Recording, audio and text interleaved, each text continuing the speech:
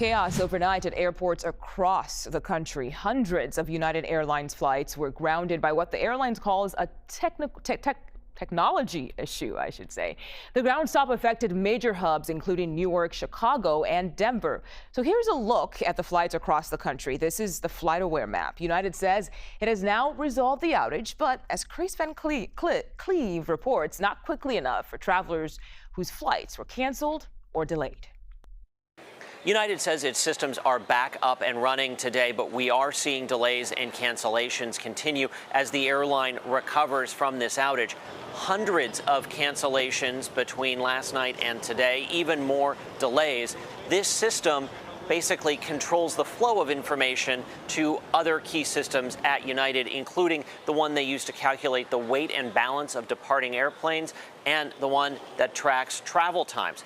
If you can't calculate weight and balance, you can't allow a plane to depart. That's why you saw United have to hold all of their departures nationwide for several hours until this system began working again.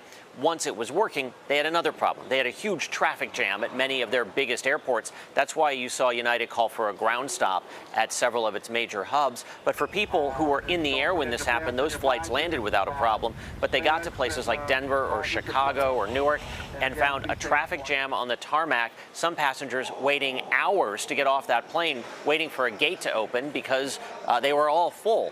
Once planes started departing again, those planes were able to get into the gate. People got off the plane. Now, Secretary Duffy, the Secretary of Transportation, says he's been in touch with United's CEO. United says this was not a cybersecurity issue, and now the airline is working to recover normal operations. That will lead to some additional delays and cancellations today. Back to you.